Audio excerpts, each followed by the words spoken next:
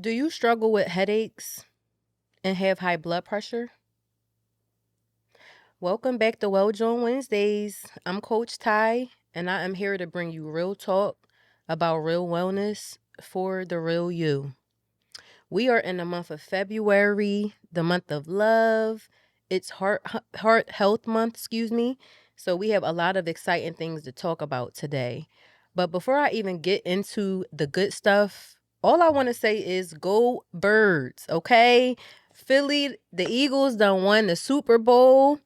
Okay, I'm excited. All of my other Well Johns out there that's from Philly, listen, I hope I see you at the parade Friday. Yes, I'm excited about that. As y'all can see, I look a little different. I got my Eagles on, I got my Butters on. I'm a Philly girl right now. So I'm so excited, so excited. But let's get into the stuff. Okay, let's get into the stuff. So today's show is going to be really more of a conversation because there is something that I really, really, really need us to pay attention to as people, not just women, men also. I really, really need us to pay attention to this. So we're not going to do wellness wisdom of the week. We're not even going to do tea time with Ty today because I really need to sound the alarm on an issue that a lot of people in this country are facing that we're not paying attention to and we're not really doing what we need to do to be healthier. And that is high blood pressure. High blood pressure. Like I mentioned, February is Heart Health Month, and there's so many conditions that people are dealing with that is affecting their heart, and it's also leading them to die prematurely because they're not paying attention to it. Whether that be if you have high cholesterol, if you have high blood pressure. Also, our weight. When we're overweight, that's going to cause our heart to work harder. And our heart is one of our most vital organs. We literally need it to survive, and we need it to be in the best shape as possible. And the unfortunate thing is when it comes to heart issues, a lot of them are very easy to get under control. And sometimes because we ignore things or we're not making them a priority, we're making or letting problems go on too long to the point where it gets where we can't control it anymore and we can't do anything to make it better.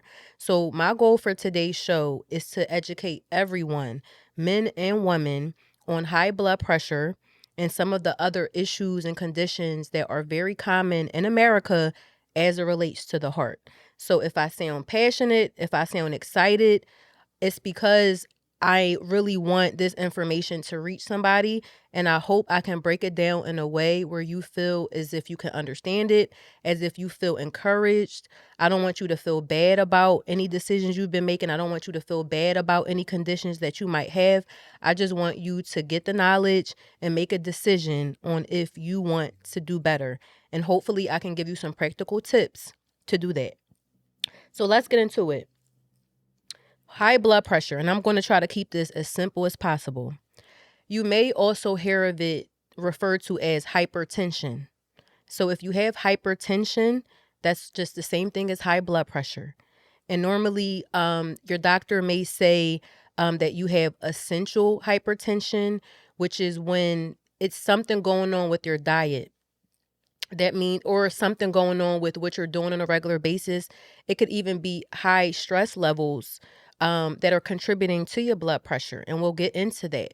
So essential hypertension, if you hear that term, that means that it's something that you're actively doing that possibly could be leading to the high blood pressure. And if you hear another word in front of hypertension, might be like secondary or primary, that might mean it's something else going on that's giving you the hypertension. So more than likely it'll be secondary. So I don't need you to get into the words too much, but I just want to educate you to tell you that if you hear the word hypertension, is literally the same as high blood pressure. What is high blood pressure? High blood pressure is when our heart is working too hard to pump blood throughout our body. And it's very important that blood gets pumped throughout our body because blood carries oxygen and so many other important nutrients that our organs and our muscles and our bones and our joints and everything needs. So if we have high blood pressure, our heart is working way too hard to get our body what it needs. And what can happen is when our heart is working too fast, it's going to now affect our arteries. Our arteries are what carries our blood and oxygen to our organs. So when our heart is working too hard, it's not doing that efficiently. So now we're getting other things that are going on. Sometimes people who have diabetes, a lot of times they also will have high blood pressure because diabetes, unfortunately, is a disease that already affects your arteries because of the sugar levels. So, unfortunately, if the diabetes is not being well controlled, it will already make the arteries a lot more weak and they're not functioning the way they're supposed to be, which is now leading to the high blood pressure. So, diabetes is another topic we'll get into, but if a lot of times it goes hand in hand. But there are a lot of people who are struggling with high blood pressure and heart issues that do not have diabetes. The tips are the same. The information is the same. It's just more critical when you have two things working against your arteries as opposed to one. What is a high blood pressure? A high blood pressure is anything over 140 over 90. Anything over 140 over 90. 120 over 80 is like perfect textbook blood pressure. Sometimes some people fall a little low, which low blood pressure isn't always good either. So if you're lower than 120 over 80, depending on your body type and your weight, it might be okay. But if you ever notice that you feel dizzy or lightheaded, especially when you get up from lying down or sitting down, then that means that you're too low. So you should probably just drink some water and increase your fluids. But that's something that, again, that's a little easier to manage. High blood pressure can be hard. So 120 over 80 is like perfect. But once you get past 140 over 90, we're kind of getting in a dangerous zone. And one thing I want to mention is that high blood pressure at times is very normal. If we're exercising, if we're excited, if we had a rough day at work, if we're stressed out, if it was a lot of traffic and we just had like a crazy day, if we check our blood pressure, normally at that time is going to be high. And that's to be expected. At that time, our body needs more and our heart is meeting the demands of whatever is going on in our body. But the problem with high blood pressure is when we're just resting. We're not exercising. We're not walking. We're not running. We're not stressed. We're not anxious. We're just chilling and our pressure is still high. That's when we need to realize and understand, okay, something is going on that is making my blood pressure high. And then we need to evaluate what that is. If you do a lot of salt in your diet, if you do a lot of seasoning, which is normally has salt, that can make your blood pressure go up right there. And I'm not going to give you all of the details of how salt and water needs to be at a good level, and I'm going to spare you those details. But sometimes if you had a salty dinner or something and it had a little more salt, that can cause your pressure to go up. Like I said, if you are stressed, if you are just going through it, it can cause your blood pressure to be high. And this is why it's important for us to really try to identify what is causing us to have high blood pressure and take care of that problem. Because there are medications that can be prescribed, but we don't want to really have to take medications, right? We don't want to have to take a pill every day when we can simply make small changes every single day that will help bring our blood pressure down. The other thing that sometimes contributes to heart issues, well, before I even go there, I want to tell you all that heart disease is the leading cause of death in the United States for men and women. And I'm going to say that again. Heart disease, and there's so many different conditions that fall under heart disease, but high blood pressure over a prolonged period of time normally will give you heart disease. That is going on for half of the country. Half of the country, basically, men and women are struggling with this. And it's preventable, y'all. We're not born with it. It's not genetic. Sometimes we can have a family history of high blood pressure, but normally that's because of just family conditioning. Maybe this is what we normally eat. This is what we normally do. And another thing, alcohol. Alcohol also contributes to high blood pressure.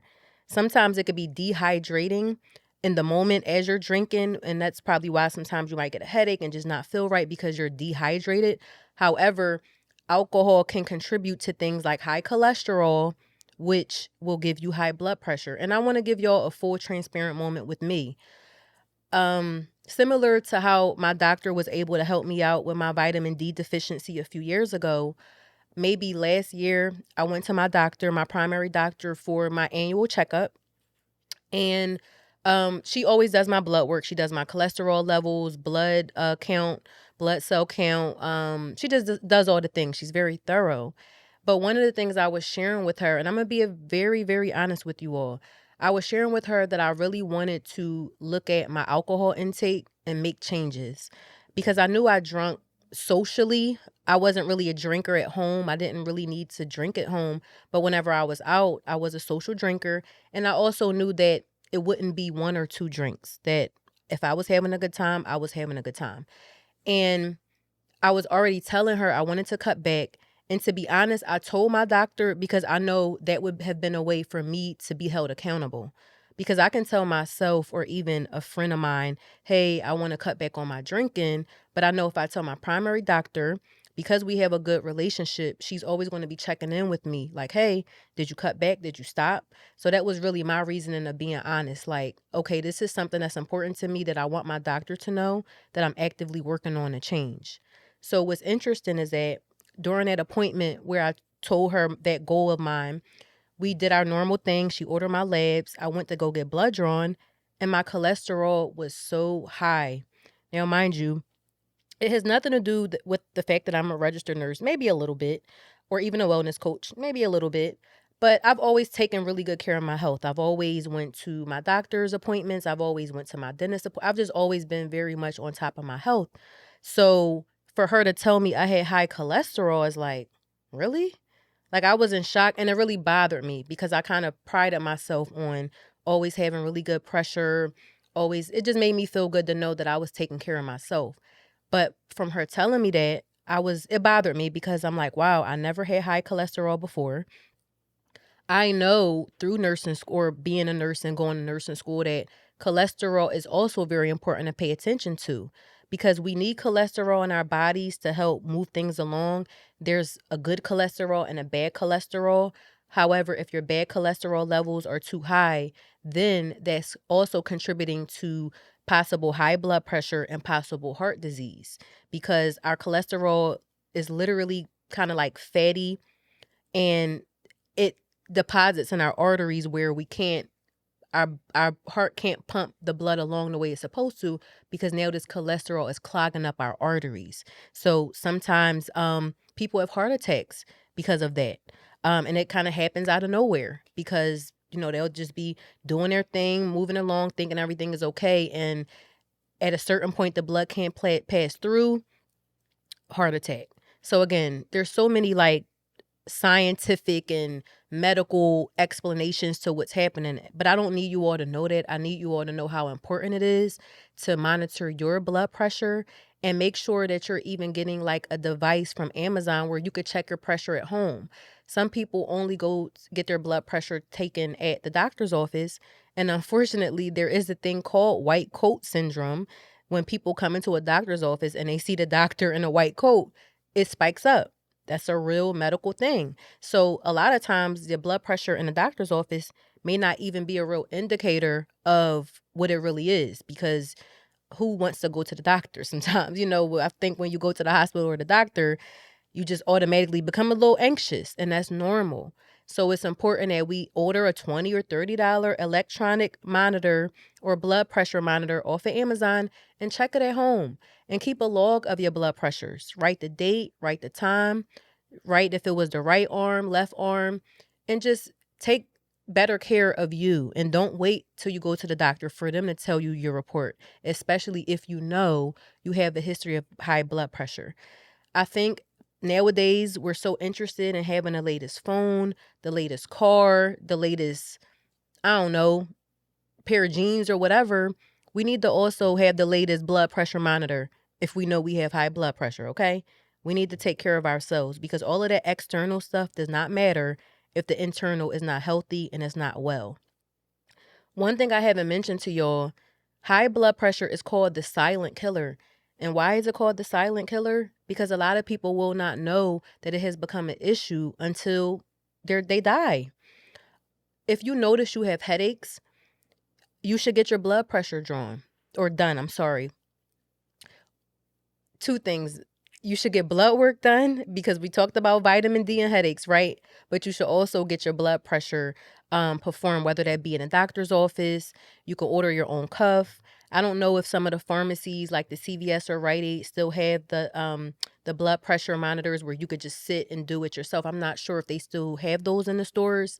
But again, if you notice you're getting headaches, please, please, please get your blood pressure checked. Always, always, I will always recommend please see your doctor to make sure you're also getting your cholesterol levels checked. Because if you have high cholesterol, as I did, that is no good because if that goes on for a long period of time where those fatty I don't even know what to call them. I don't want to call it fat. And of course, when you go online, you can like research what is actual cholesterol, but it kind of looks like fat.